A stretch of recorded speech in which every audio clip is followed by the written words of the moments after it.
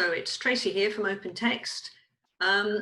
First of all, I'm just amazed at the technology here. So to Henry and to all the others at Tech UK, congratulations on embracing the technology, which is kind of the theme of our session this morning. So thank you everyone for attending. I'm just checking that I can be heard. So Henry, maybe you can just confirm you can hear me? Loud and clear, thank you. Fabulous. Have my camera on really as well. So thank you everybody. If we can move to the next slide. So these are the faces from Opentext that you will be hearing from this morning. So we've worked out that between us we have, dare I say it, over 60 years of experience in working with government organisations. So Marcus, Jeff and myself have worked for many software organisations over the years, now working for Opentext. We are very much focused on delivering value to our central government, local government, healthcare and education customers. So hopefully we will have some interesting points to raise with you this morning. So if we move to the next slide. So Opentext, I'm not only going to do one slide here on the company, we're a bit, I was thinking of a good way to describe us, and we're a bit like the Unilever of the food and beverage organisation. You may not have heard of Unilever, but you've probably heard of Marmite, PG Tips, Magnum ice creams and Dove soap. So Opentext has been going 29 years, and if you look on the screen there, these are all the companies and the brand names that come within our organisation. So for you in government, you'll probably recognise some of the names there. We have Hummingbird, Vignette, Metastorm, some of the HP products, Guidance for Security. So we are a 12,000 strong organisation, very big operation in Reading, in the UK, and we have a dedicated public sector team. So that's Opentext, that's the end of the company pitch. So next slide, please. So over the last 6 months, we've spent a lot of time talking to our customers in the UK, in Europe, but also globally about some of the challenges and opportunities that they're seeing in the different ways of working going forwards. So what we thought we would do in this session is just to share with you some of the challenges those customers have told us about, some of the thoughts that we have had around approaching solutions to those challenges. And I will also share with you some of the customer stories and examples of where we've done this in the past. So there are 4 key challenges that we'll be covering. One is just that document paper trail and the data and documents that are building up inside organizations as we've been partially closed over the last 6 months.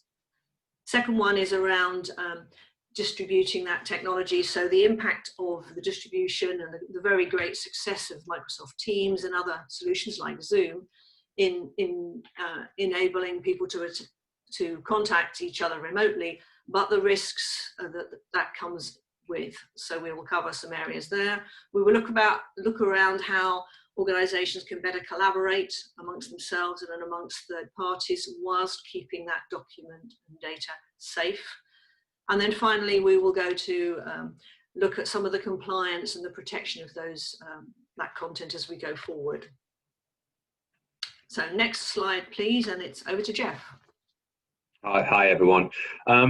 So the digital data trail, I guess, this is all about digital transformation. So as we know, digital transformation, it's a buzzword or a phrase it's transcended the IT industry, and it's pretty much gone mainstream now.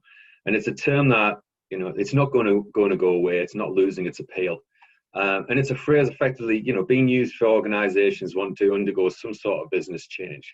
Now, the challenges around digital transformation, I mean, they've hit home more than ever with the world health crisis, and the shift in the way we work has highlighted the need for a lot of businesses to do some sort of transformation with the process and adapt their business.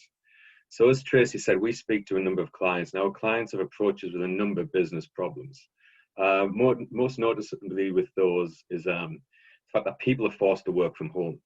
So processing paper, processing digital assets, anything outside the office is proving a challenge, and now impossible for a lot of organizations. And we've probably all been at the brunt of that some way, shape or form. So with this in mind, I'm going to hand over to Marcus, who'll go, you know, a little bit more in depth and look at the main challenges that our customers have brought to us. Thanks, Jeff. Hopefully you can hear me okay.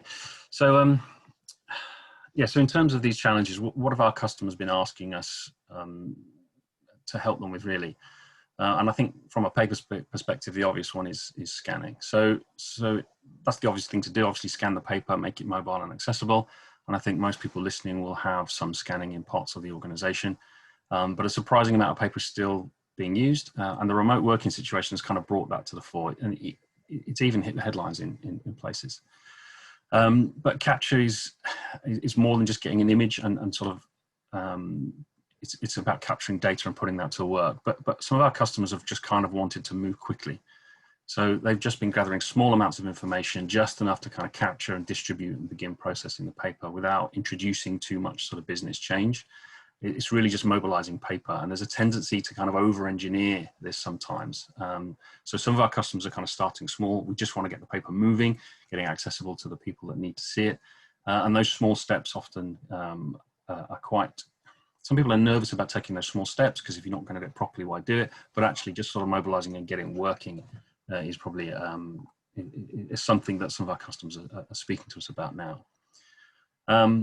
We're also seeing a lot of use around phones and iPads. So people are sort of scanning information from home to get that information back into the processes and keep the processes going. So we see that, for example, with people printing out documents, signing them, taking a picture with their phone, and then sending that back in, and that keeps the process going.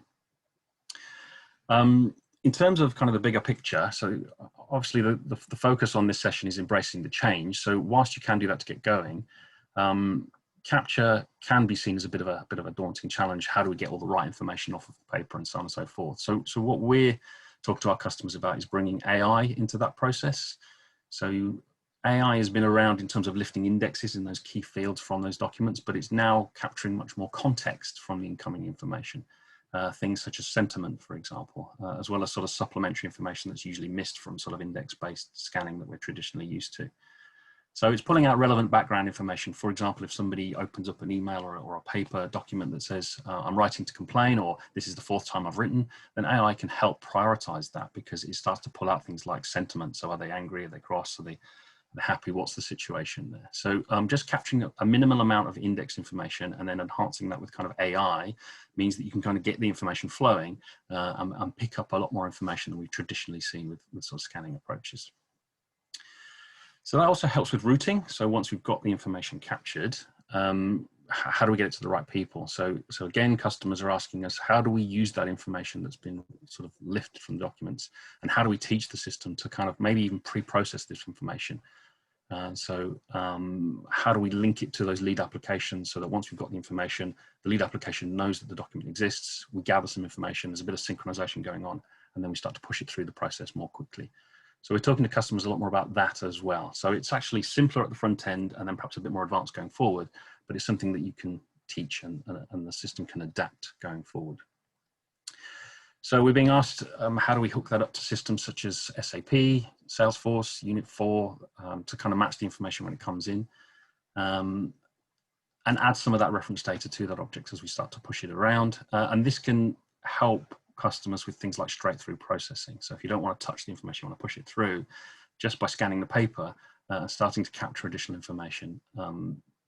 People are interested in things like robotic process automation. Scanning as it stands today can help a lot with that. So getting in quickly and start to processing as quick as possible. We shouldn't also forget that some of the information that comes in is also via social media and things like email. So applying those same technologies to those different media can also help. So there's almost a conduit of capture. We talk about scanning a lot, but actually it's around capture. How do we capture incoming information, understand what it is, and get it into the process as quickly and as richly identified as possible? That's really where our customers are interested. So, so Tracy, did you want to talk about some customers that have done that? Yeah, absolutely. If you can move the slide forward, it's stuck on the digital data trail slide, Marcus. Oh, okay. Okay, so quite a few examples of where this is being done. This one particularly is a very large organization across Egypt. I think there are several thousand members of staff here, and they have exactly the challenge that Marcus was describing. So a very large number of documents that they need to scan and capture the data from them. some 90 plus different processes that needed to be automated. And then a lot of their data is highly historical and important to keep. So it's that keeping and retention of the documents and the data going forwards. So a very good example here in the Biblioteca Alexandrina. But more close to home, we have a lot of our local government and central government departments at the moment that have that challenge of literally rooms full of unopened posts. And some of them have even made it onto the BBC recently. So there's no one in the office to open the post. When they do open it, there's a number of staff that can actually process the documents. So it's all about handling that backlog as well. So it's how quickly can you put something in place to scan, interpret, and wherever possible, straight through process, if you like, those documents through, so that the staff only need to really worry about those exception cases, and they can make the rest of the process as streamlined as possible. So some good examples there of the use of scanning technologies. So if we move now back to Jeff. Yeah, so another area which is being brought forward to us by our clients as well is this rapid technology distribution. And as everyone knows, home working has now become the norm, whether it's your children, whether it's yourself. It is certainly going to be solid in a lot of people's working life going forward. We've seen a rapid deployment of digital devices, and we're digitizing the workforce.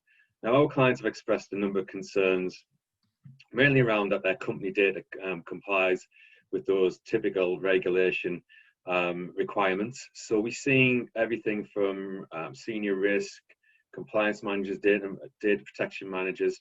They're all coming to us and asking how we can ensure that they appropriately manage and mitigate the risk associated with all that data protection. So, Marcus, what are the typical scenarios that our customers have found, and how we're dealing with those? Yeah, thanks. So during the second quarter of 2020, many of our customers just kind of asked to hold on whilst they ship laptops out to employees. And I think, I was amazed at the speed of movement with which the public sector achieved this. So we were kind of told to sort of hold on a second, let's just get people able to access the systems. And obviously security was at the top of many of these conversations. Most of our customers, I think, were extending their use of VPNs, so virtual private networks were extended. So many customers had those in place already, but having to extend the use of it. Most public sector organizations have lockdown laptops, sorry, pardon the pun there, but laptops that were considered secure, encrypted, if you like. But we do see pockets of customers unable to process data remotely because they're worried that it's more than just access to the information and the encryption, both in transit and sort of at rest on those devices. So we do have some customers that are saying, we're nervous about giving people access to the systems, even though we've got a VPN, we've got encrypted laptops, to certain types of information. So security is more than just encryption of the content whilst it's on the move or at rest. So the conversations we have are around, so IT departments want to extend their reach into the home, so to speak. So protecting against malicious access, for example, is more important than before. IT departments have less control over aspects such as network security, so the environment in which the laptop is sitting. People do use VPNs, but they're sometimes off those VPNs, and there's a network environment around that that's potentially, well, it's uncontrolled or it's inconsistent, I would say. And people can still use USB sticks as a means of sort of managing content, and some people are backing up content onto their home drives or onto USBs and things like that. So those are the kind of conversations that we saw.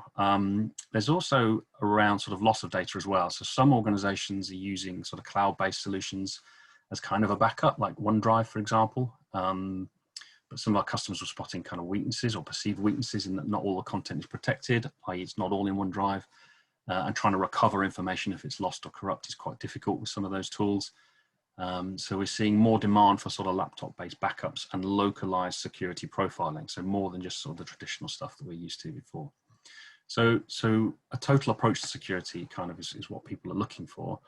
I'm not part of our security team, but Opentext has a security group, and part of what they talk about is this kind of total approach. So something that often is forgotten in some cases is training. So I don't know how many organizations here have had a specific security training session around, now you've got your laptop at home, these are the things you can do, these are the things you can't do. So just bear that in mind. This is quite unfamiliar for many, and it was kind of rushed out quite quickly. So that's something to think about. The traditional kind of blocking of intrusion is quite a well-trodden path. So most organizations have got that down, sort of firewalls and those kind of things. From a protection perspective, there's lots of different terminology around what protect means, but that's not just sort of virus checking and anti-malware kind of stuff, but it's also about accidental destruction by users, for example. Sometimes that information is in an environment and it's been taken out of that environment so that we can collaborate on it, such as in Teams and things like that. And the usual kind of controls around that often are different, are potentially less secure. One that we sort of talk about, detect. So again, I'm not an expert here, but a quote from the Cisco CEO says there are two types of organizations, those that have been hacked and those that haven't yet discovered that they've been hacked. I'm not sure if I subscribe to that exactly, but detecting that kind of intrusion on environments that are outside of the office can be a bit more tricky. So that's part of it as well. Backup I mentioned before, so there's lots of sort of backup tools that people think about. Like a lot of people are reverting to OneDrive, so put the documents in there, and that means that if my laptop dies, at least I can get access to it. But it's not designed really to be a backup facility, and restoring that information can be a bit of a challenge as well. So it's worth looking at, what would happen if the device was lost? How would you recover information? Is it all in OneDrive, or is it all in a location that you can get back to? And how critical is that information? So recovery, obviously, is thinking about that. From a threat detection perspective, it's also how do you respond to that as well? So if there is an incident in a localized sort of laptop, how do you respond to that across the whole estate? Different laptops, different situations. How do you respond to that?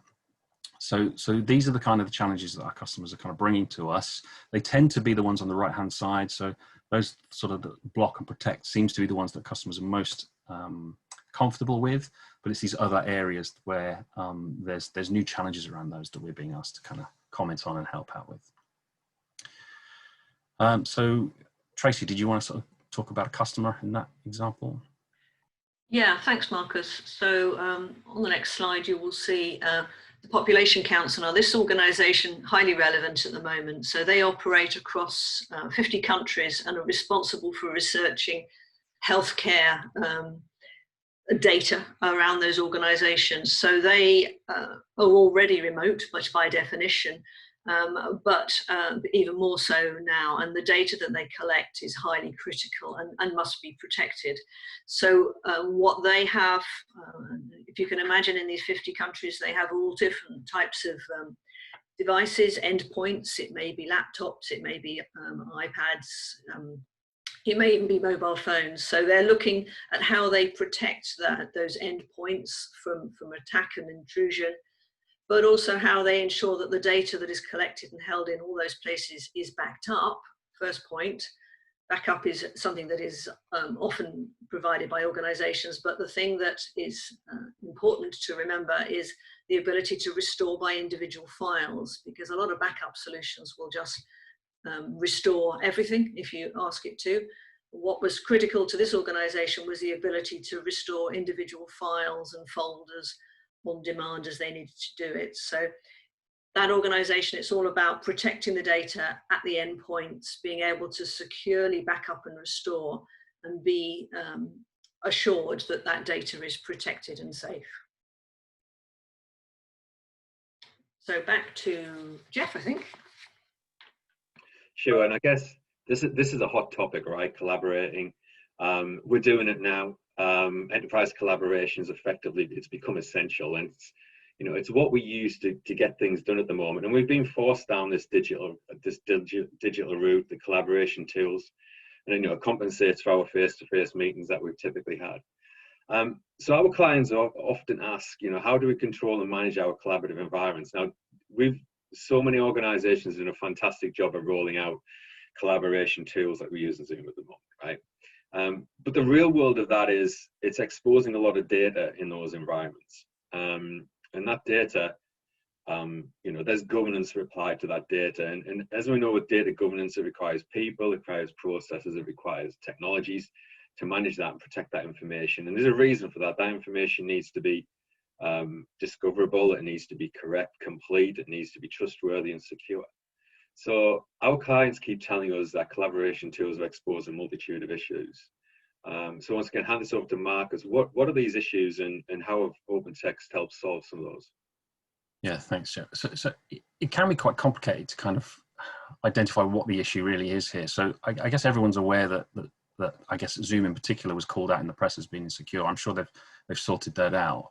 So it's not necessarily the security of the session itself. It's kind of what happens with some of these other tools where you can collaborate. So Teams has been very successful, I think. A lot of people are using Teams. At Opentext, we use Teams to collaborate. And that's not just this collaborative environment where we can all see each other and talk to each other, but there's the chat boxes. But also you can share files and you can collaborate on those and do that in real time. So 3 people can work on the same document at the same time. So we've seen this for years, really. It's not necessarily a new phenomenon, but employees are very good at finding tools that can help them be productive. Things like Dropbox, OneDrive have been used for years, really, in trying to, you know, I'm not allowed to share this information with you. So this system stops me from doing that. But if I use Dropbox, then I can very quickly put the document in there. We can collaborate really quickly. We can get the job done. So there's always been this balance between productivity and control.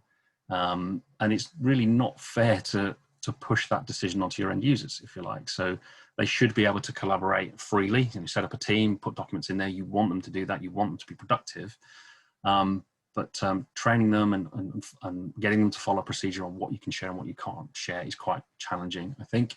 And as an organization changes, people coming in, people leaving, you know, you've got to keep that momentum up and keep those changes. So it's quite difficult. And as we've seen the rush to embrace this kind of technology, some of those controls are not being followed as tightly as they perhaps were.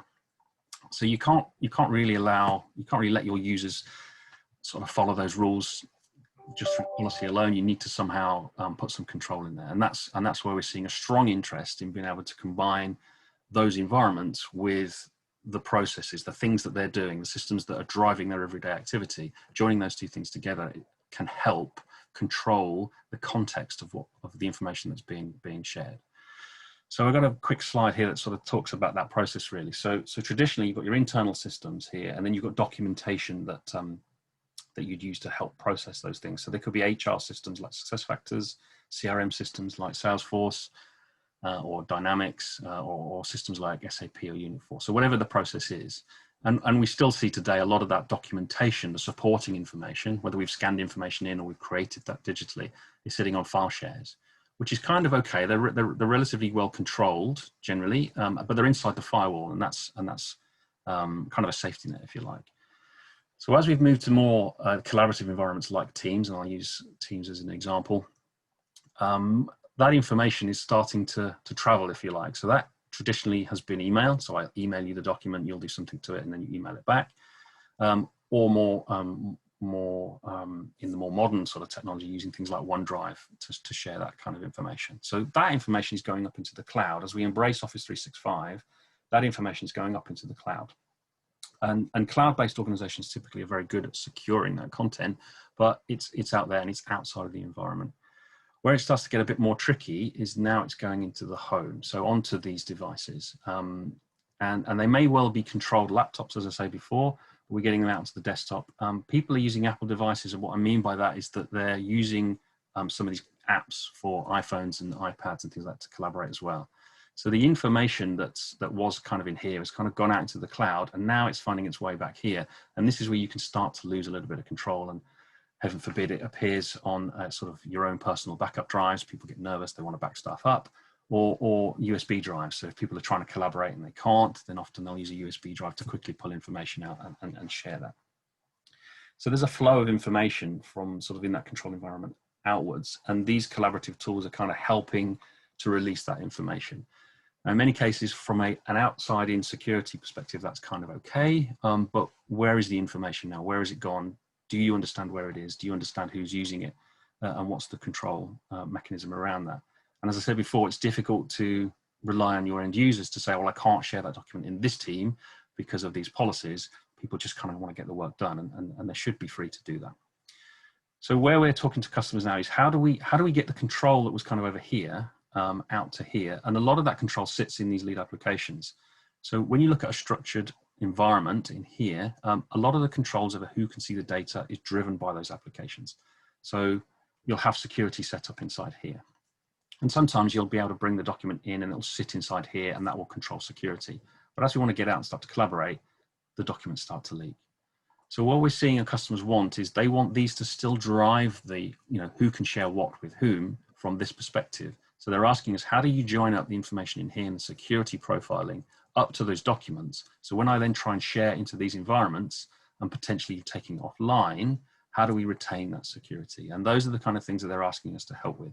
They want a secure and compliant managed layer, if you like, that controls where the information goes. So I can say to my users, create a team, link it back to whatever it is, the employee, if it's an HR record, for example, or the citizen, if it's an externally facing piece of information, link those two things together, and then the documentation and the data will find its way into the team, and you can collaborate freely because the security is driven from this aspect there.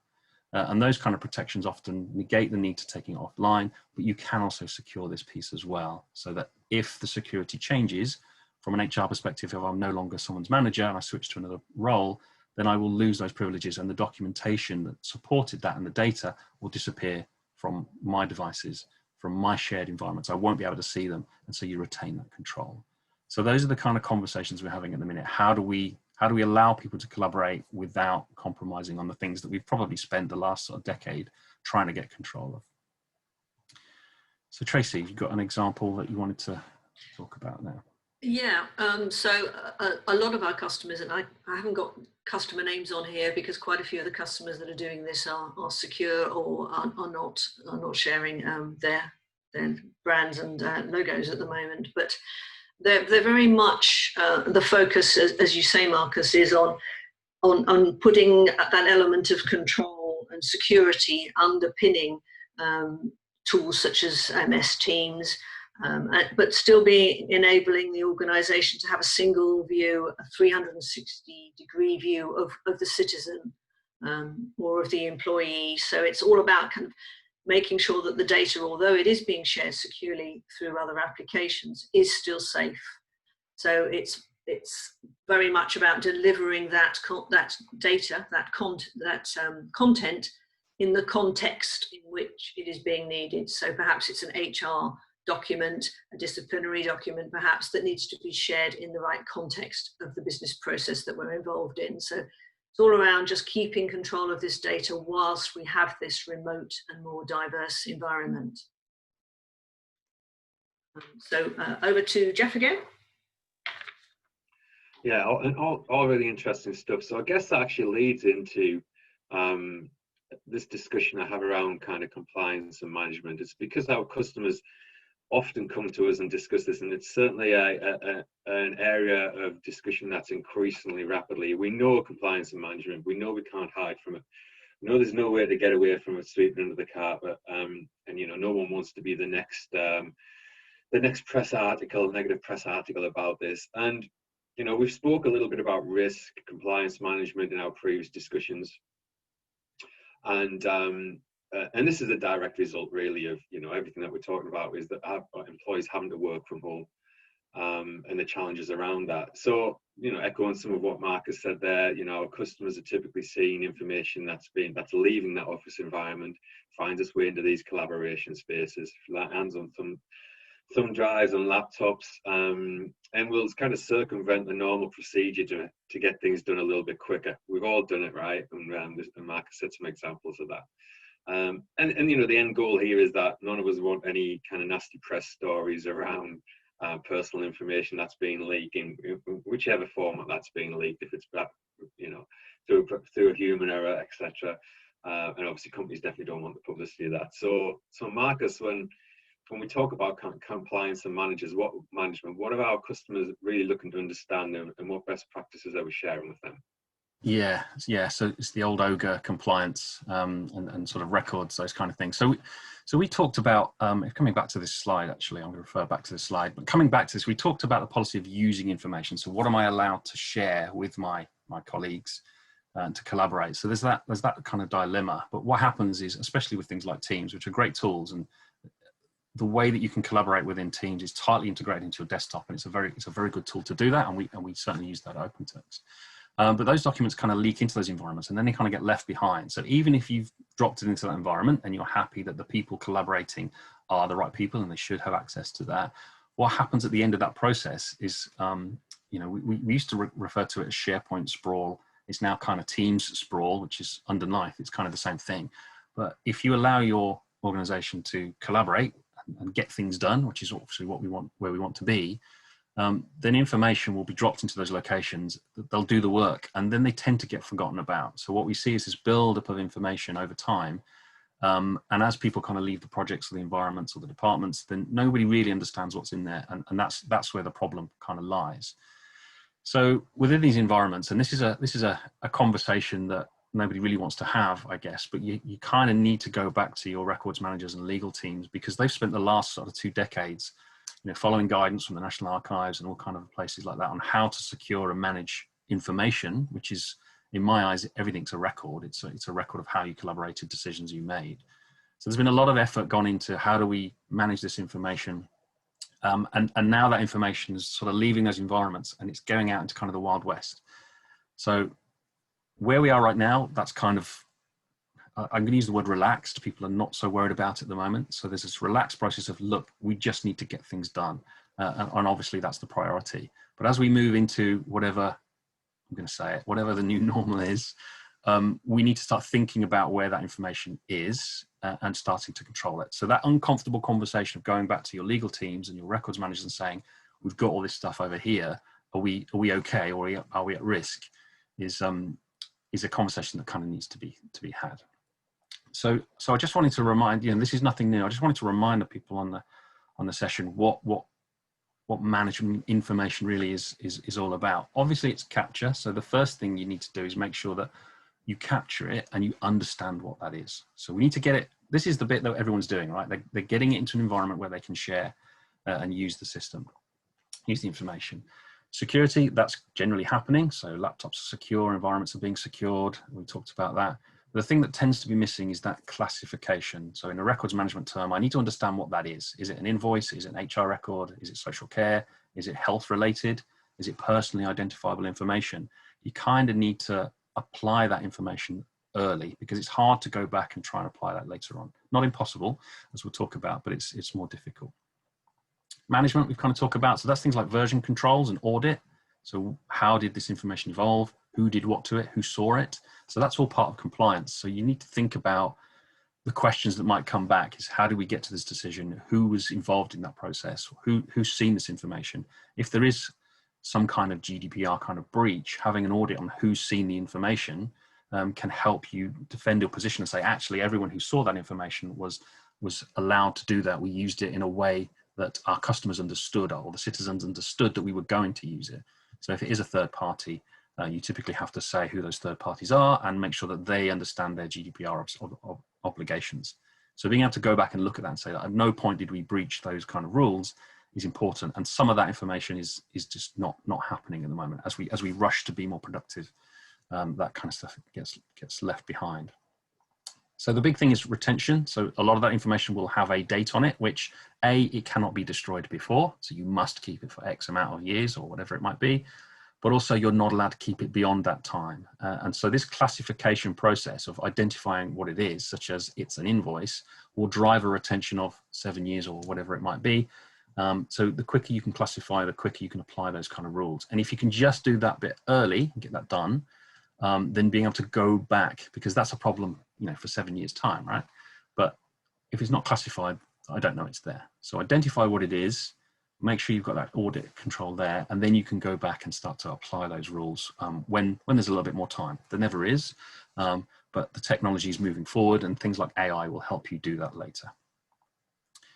Legal holds. So if there is a challenge, you need to be able to stop that information from being destroyed. So for GDPR, and particularly in FOI, if you get a freedom of information request asking for information, and during the time that it's being requested and the time to declare if it's destroyed, that's actually an offence which can be punished by law. So you don't want information just floating around unprotected.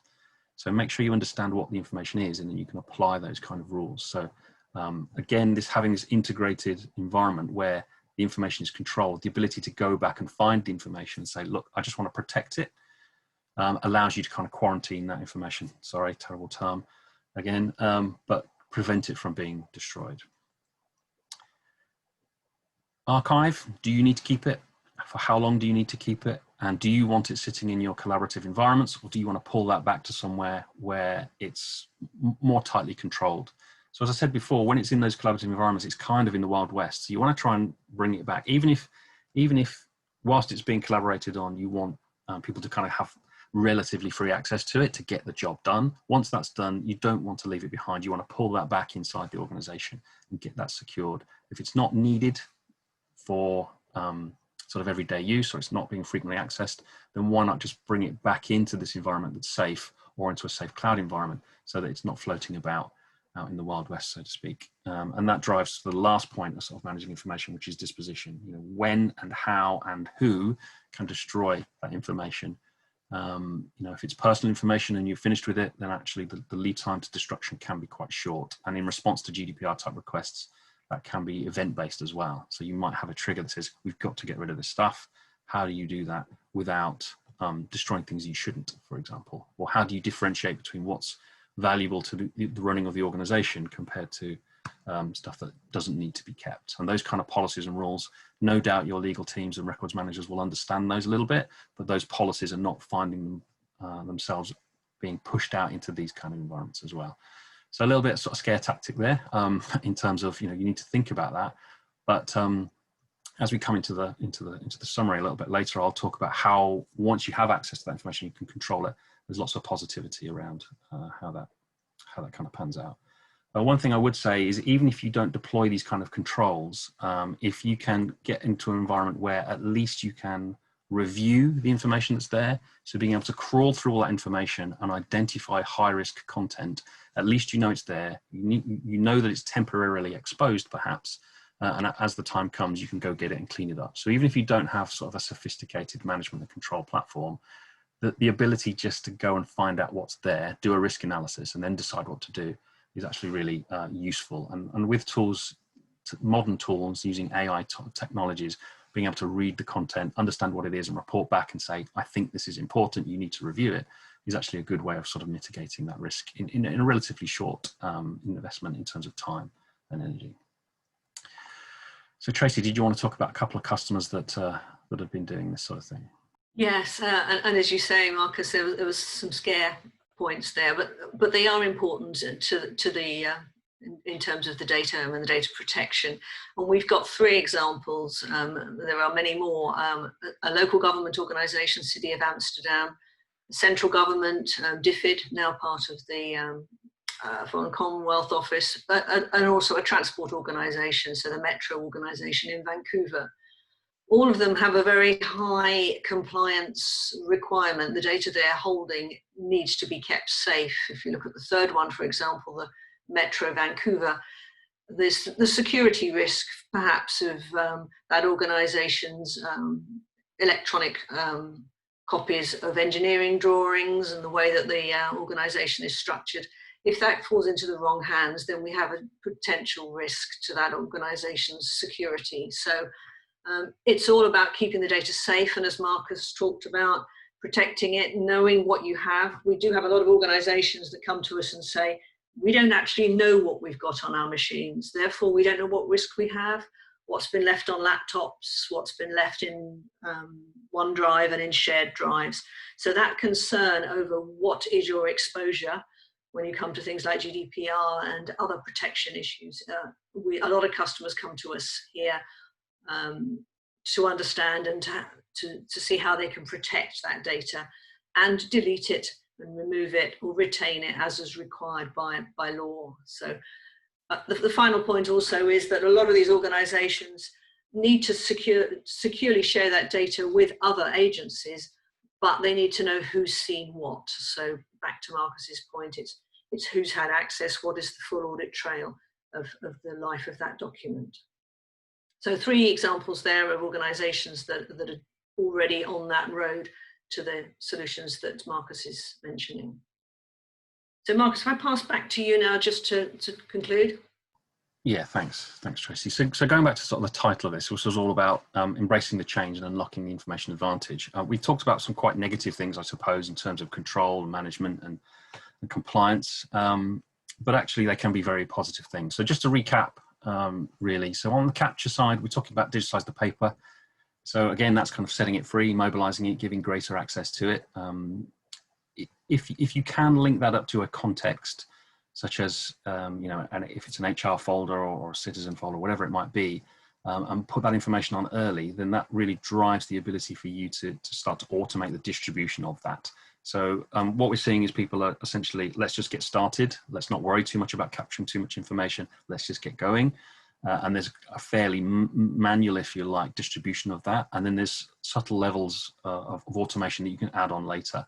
But, you know, if you're worried about, you know, perfection is the enemy of sort of getting started, if you like, but at least get it digitized, and get the work done, and then you can start to add more to it later, and AI really helps with that.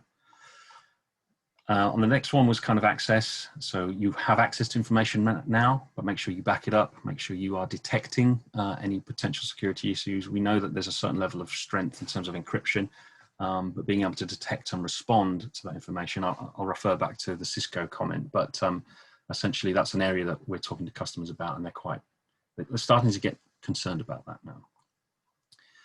Collaborate, as I mentioned before, it's not so much about the security of the environments, but if you can do that in context, then that helps with access control, and it also helps to drive process. So when you go into a team environment, all the information that you need should be there. You can process it safely and confidently. You can share it confidently. And don't rely on the users to make those kind of decisions, because it's difficult to do that, to keep that policy controlled. So if you can link it back to the lead applications where that policy is typically modeled and controlled, then that gives you much more ease at which you can confidently share that information. And then finally, once it has been shared, how do you manage that? So thinking about compliance, it's worth having those conversations early to find out what the risk might be. And at the very least, being able to sort of run those reports to say, you know, what is our exposure? And then if that exposure is quite low, then you don't necessarily need to do too much about it now, but at least you come from a position of knowledge. And we see that we have seen customers that say, well, we didn't know it was there, so we couldn't protect it, whatever. But that's not a legitimate excuse these days. You know, legal teams know that there's technology out there to go in and find this stuff. And so you have an obligation to be a bit proactive about that. And we recognize that might be the kind of the later stages of where you are right now. That's something to think about perhaps for the near future. So it's quite negative stuff, I suppose, in terms of security and all these kind of things, but actually you have an opportunity. If you can join these things together, you can really streamline the end-to-end process. So by hooking up the processes that sit inside these environments here with these kind of collaborative environments and ultimately your desktop, then you can capture the information early, put it into context so you can control it better, but also you can drive process based on, drive that information based on where it is in the process. So deliver it at the right time when people need it. And if you can do that, compliance becomes a bit of a byproduct because you kept that context. When that person leaves the organization and their HR records have to be destroyed, we know that the success factors record will be destroyed, but also the contextual data that supported it, that we collaborated on and we shared, that will also be tagged up, ready to go as well. So that's where we see real opportunity. You know, you've started along this journey of digitizing your paper and getting the laptops out there. There's real opportunity to capitalize on this and deliver real business efficiency and cost cutting off the back of where you potentially are right now. So, I mentioned the reporting as well. So even if you can't streamline those processes, being able to go in, not just from a compliance perspective, but go in and see where the information's flowing, you can start to identify bottlenecks and things like that. So again, we've seen customers start to look at information and they've started to spot areas where they can really improve the way they operate and save money and save time and so on and so forth. So that's the end of our sort of presentation. As I say, we're Opentext, and Tracy, Jeff, and myself, we are dedicated to the public sector. We've spent a lot of time over the last couple of decades working with customers trying to help with this issue. Compliance is kind of a negative thing, but it really opens the door for sort of positive things as well. So if you're interested in talking to us about what our customers have done, then obviously I think the LinkedIn details will be made available and you can contact us there. So with that, I will close the presentation. I don't know if there's any other comments from anyone else.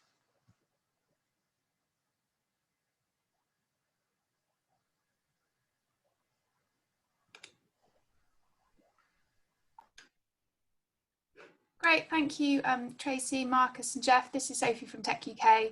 I think we'll be returning soon to the main session for the networking. So just bear with us whilst we get that all organised. And yeah, if anyone does have anything to say in the chat or to follow up, I have posted the LinkedIn details in the chat. So thank you so much for really, really interesting and engaging presentation.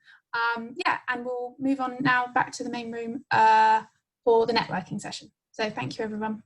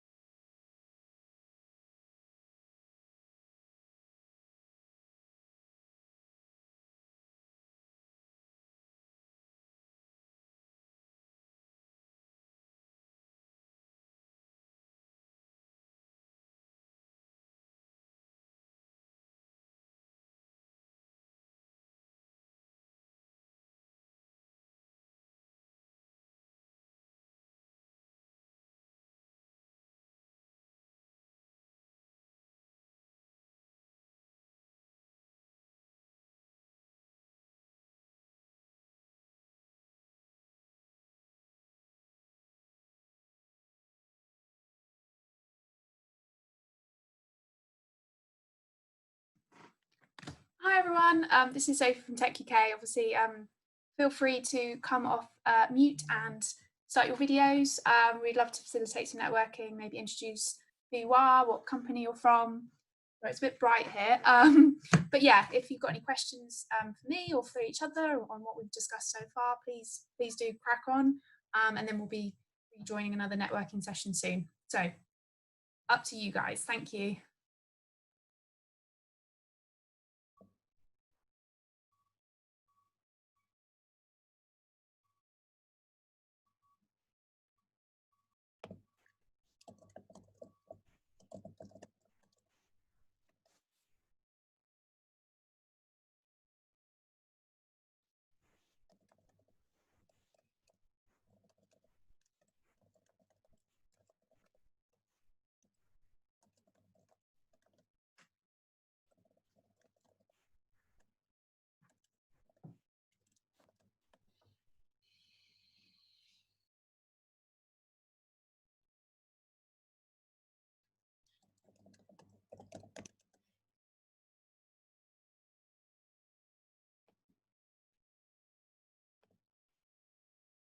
Hi, Sophie. Jennifer, sorry about that. Yeah, I think it's something to do with Zoom and whether I'm on screen or not. So happy to stay here. But really, as I said, this is the opportunity. So I'm not sure if David and Michael want to join in, or even just you and I can have a quick chat. That'd be really nice to get to know you a bit more. Where you're from. I think I'm not permitted to start my video, but that's fine, no problem. Sorry about that. That's a No, shame. that's fine. I don't mind at all. No problem. So what location are you from? So I work for Invest Northern Ireland, and it's the regional economic development agency for Northern Ireland. And with Tech UK previously having most of their events based in London, it's actually been quite good. Because a lot of our companies really were sort of precluded from joining physically. Of course.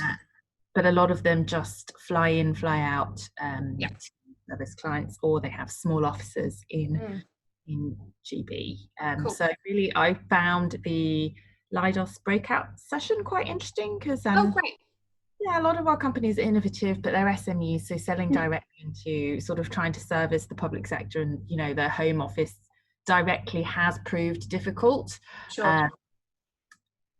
Really. So actually, you know, listening to some of the challenges, a lot of the themes that the panel at the beginning talked about resonate with a lot of our suppliers, but probably more likely that they would be better collaborating with an integrator or something along those lines. Yeah.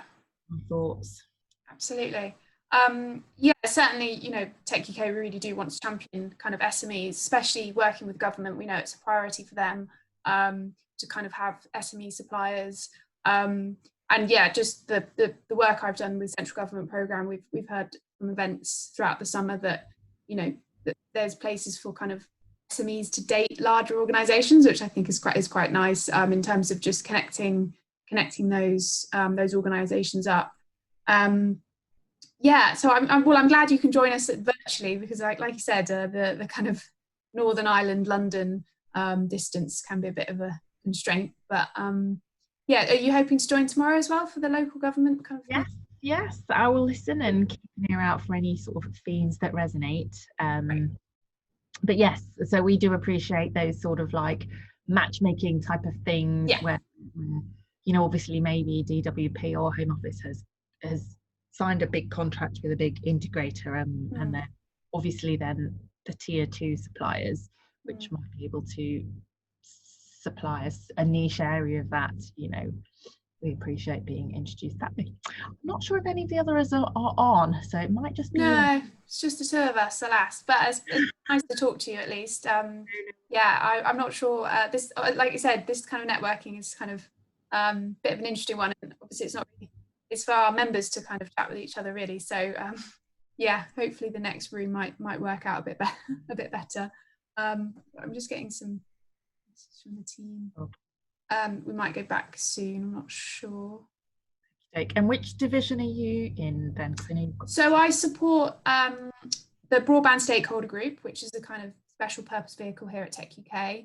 And then I also support the central government programme, communications infrastructure and financial services. So so yeah, it's quite a broad range, but obviously there's a lot of connections across kind of specifically, you know, connectivity is a real kind of theme in terms of, you know, digital exclusion as a whole can be, you know, is part of that. So yeah, so it's been an interesting kind of summer whilst we've all been working in our home offices and trying to make, you know, still add value to Tech UK in terms of what we're, you know, our events and activities and meetings. So yeah, so do you have plans to be back in at all? Do you know? So our offices are open. Some colleagues have returned, not the whole week, just a couple of days here and there. We're definitely planning on remaining closed to members until January 2020. Right. Okay. Yeah, our kind of office and facilities team have worked really hard to kind of configure the space for many people can safely work together with social distancing, etc. But yeah, we're really hoping that we can reconvene as a whole team very soon. what about you? Are you back in the office, or are you? I am. I'm in the office today. So we actually opened Monday, and we will actually be opening to like additional client companies from the 1st of October. Oh, great. Oh, that's exciting. Is it being back? It's actually really nice. I mean, I like not getting the tube every day, but coming into the office once or twice a week actually works really well for me. Yeah, absolutely. Yeah, I can foresee it being a bit of a hybrid as we. I think so. Yeah, because some people have, really embraced the home working and don't want to get back on the tube, as you say. So yeah, we'll just have to see how it all works out. But certainly missing all my colleagues in real life. So that's definitely. Networking isn't the same, really, to be honest. No, as we can see. No, alas. Well, look, we're going back to the main session now. So I'll speak to you soon. It's lovely. Yeah. Okay. Bye.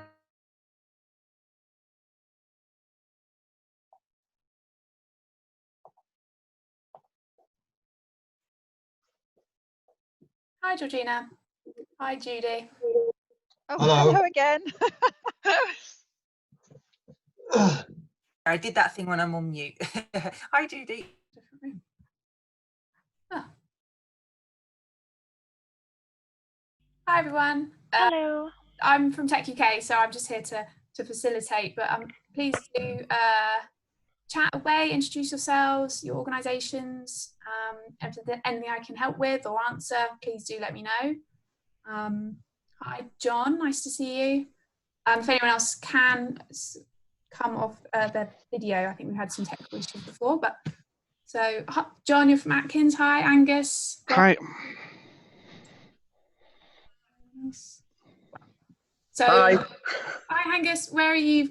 What organisation are you joining us from? I'm market access lead for Tunstall Healthcare. We're a assistive technology company just north of Doncaster. The best way of describing what we do is people that are generally older people that wear pendants around their necks. Press the button, goes to a unit in the corner of the room that goes through to a monitoring centre. We manufacture and deliver services in that space. Brilliant. Welcome. Thanks for that intro. And John of Atkins, obviously, what's your role at Atkins, John? I'm the solution architect for our Future Borders campaign. So I'm really interested in how things and people move from the UK to abroad and vice versa. Nice, excellent. Did you join the Tech UK sessions we had earlier in the summer on Future Borders? Yeah, I did. Yeah, they were great actually, and there's some there's a good one on digital twin actually, which is quite interesting as well recently. Oh, yeah. So yeah, great. That's good. Brilliant. Hi, and Eileen Maguire. So I'm not sure where you're from. I'm from Northern Ireland, but I'm based in London at the moment. So I work with Invest Northern Ireland, and like John, a little bit interested in imports and exports. I help Northern Irish companies find markets in GB. Brilliant. Oh, well, welcome. What did everyone think of the morning session and the keynote? And obviously we were joined by the Minister, which was brilliant. What did everyone kind of take away from today?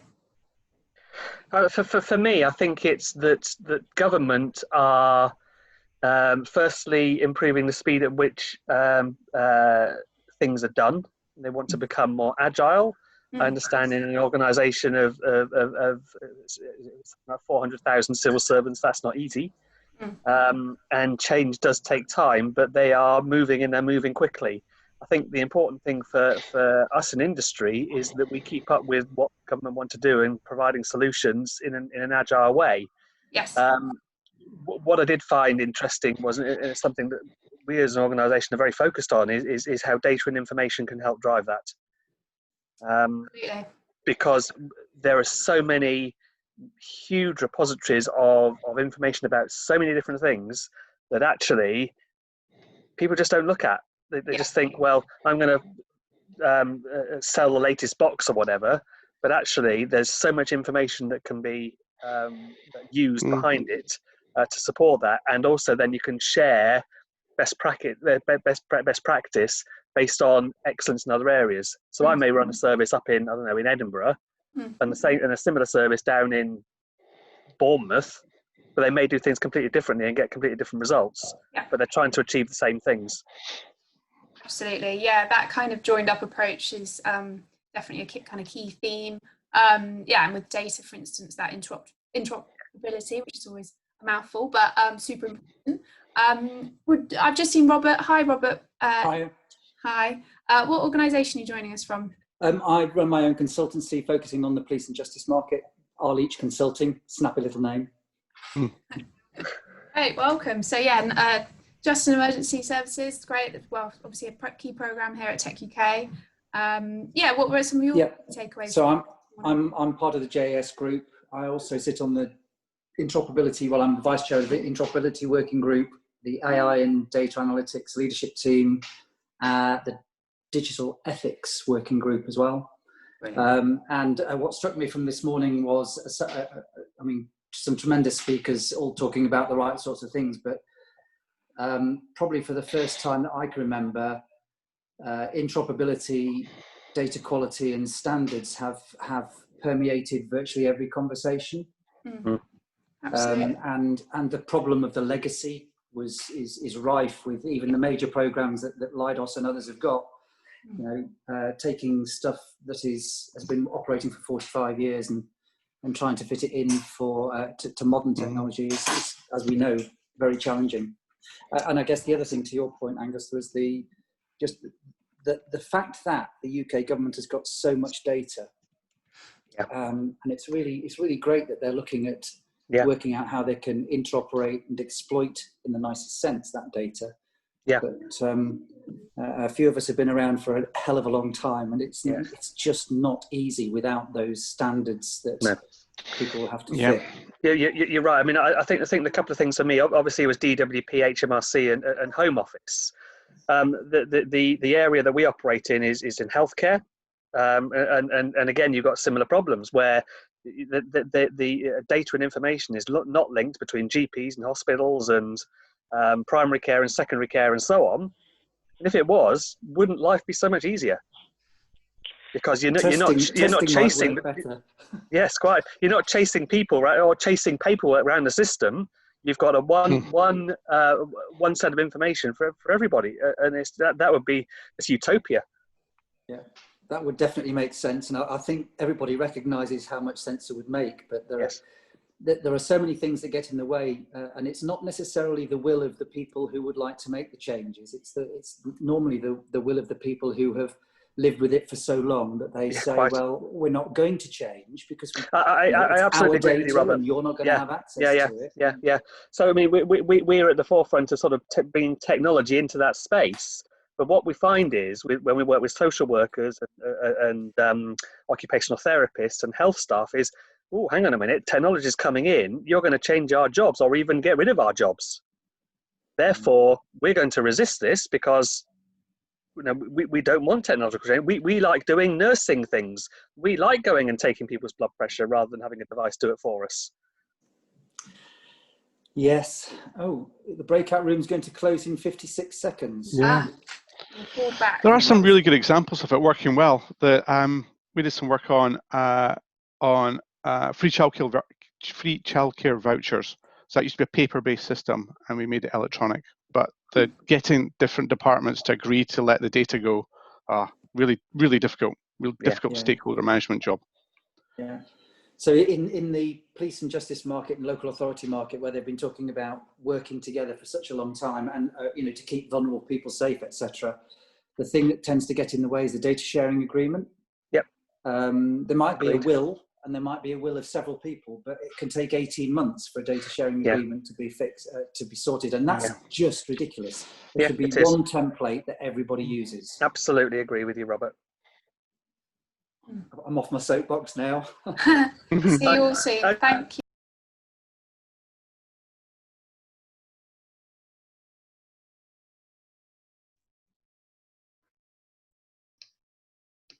Hi everyone.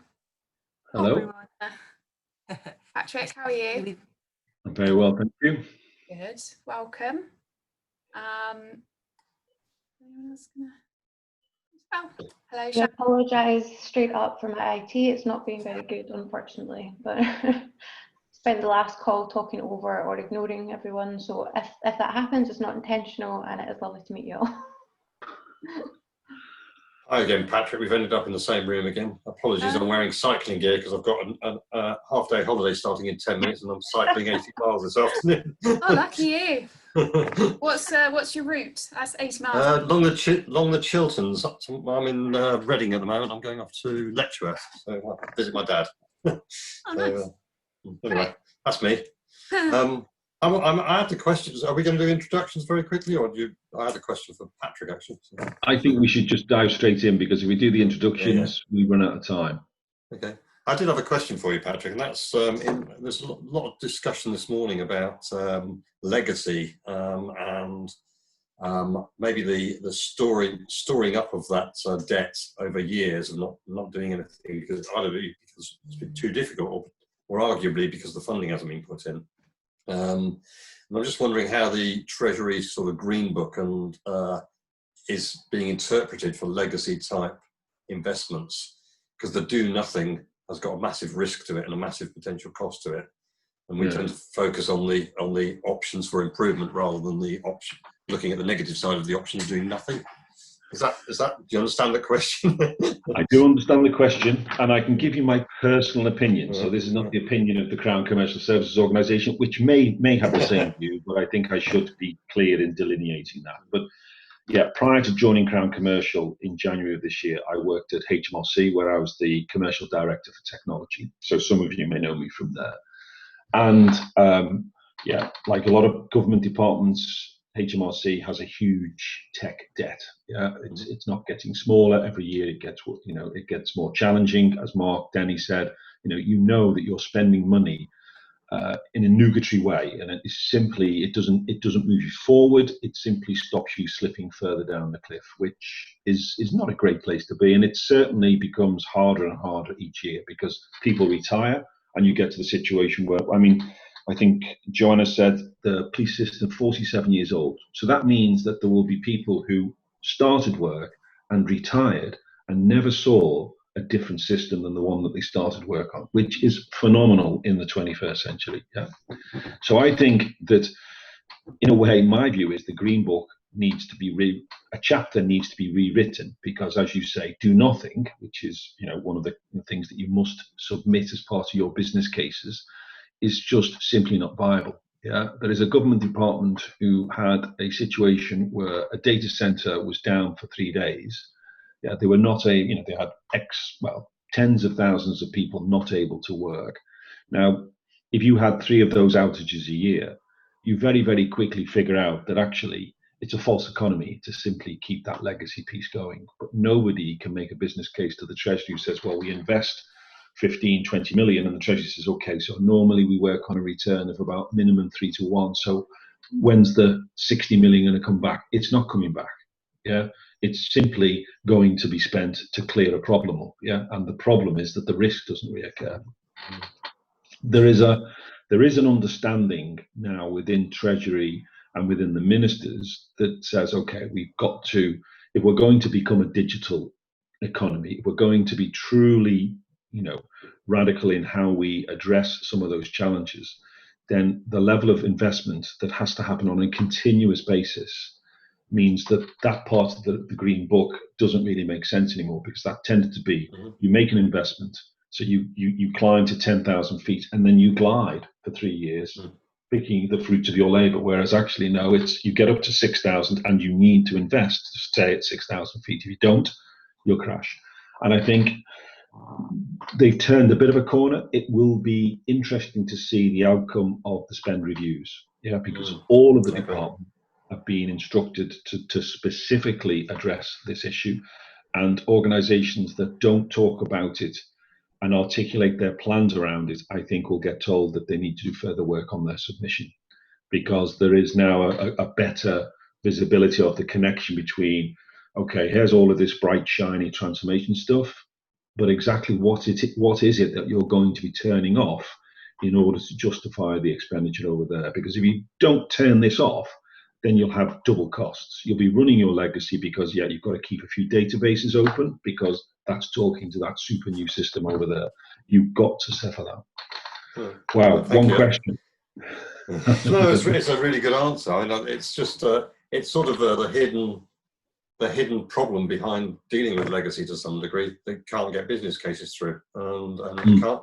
And I think it's pleasing to see that Alex Chisholm is really pushing this agenda and actually really driving some major thinking going into the spending review. So. He is, yeah, and it's certainly high on the agenda for the people who are reviewing it. CFOs have been given specific instructions around making sure that it is addressed as part of their submissions. So we shall see. Yeah, I think we're going to get pulled back into the room. You're most welcome. You can stop now so you don't get cut off like you did last time.